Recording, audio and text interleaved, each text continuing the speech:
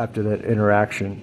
Now, if you are going to see her again, if you know you're coming back to that place again, and you got a feeling she could live in the area or in the neighborhood, or you go to the same coffee house or museum or church, if you know you're going to see her again, or if you think it's pretty likely, then you do not have to be so assertive, aggressive to get her digits or her email, and you could get either one. It doesn't have to be her phone number. I've had plenty of good times with women that I just got their email for the first time, or their Facebook contact, or whatever it is now, Instagram. I mean, I've got an Instagram page, big deal.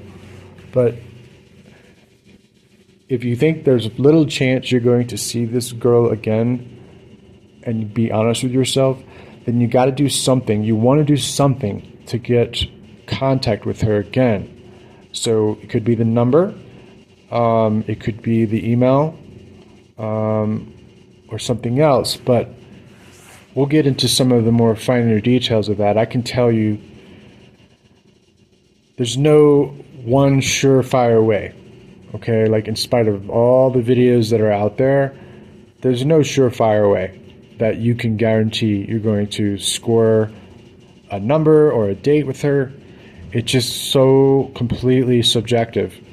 But I'm giving you what I believe are the very best chances, okay?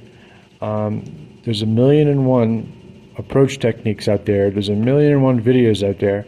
You only have so much time to watch them all. I've watched hundreds of hours of them because I'm very interested in it. It's a stream of bliss for me. I'm very curious about women's psychology. It's just fascinating to me. But we just don't have time to learn all these really ridiculous strategies. We need some very basic things that we can do again and again.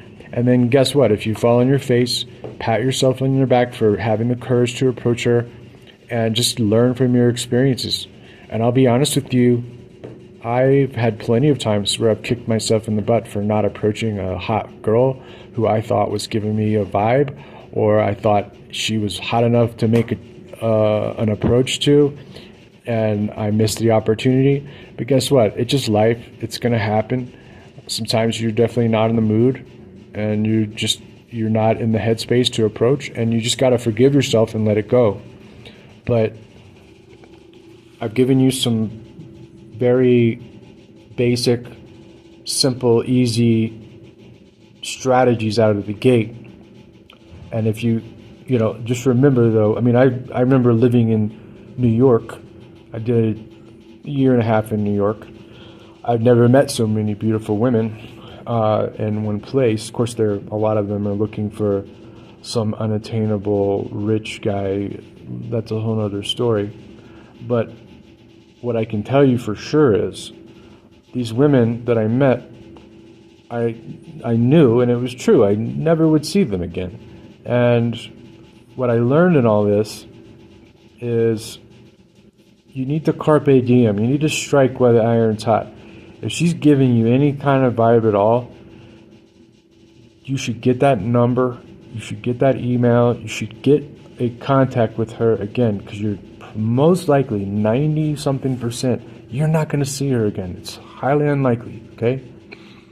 So if she's dreamy, she's worth a shot. If she arouses something in you, a desire of some kind that you just, man, she's something else, I would say go for it, guy. Go for it. That's what it's all about. Go for it. Take action, okay? We're going to harp on that a lot. And you're going to understand all of this completely as an entire system once we've completed it.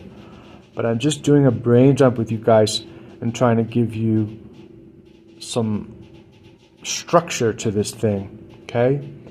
So I think maybe we should conclude this phase right here, and we'll see you in the next episode, pal. That's section number 2. It's coming right up. We'll see you there, pal.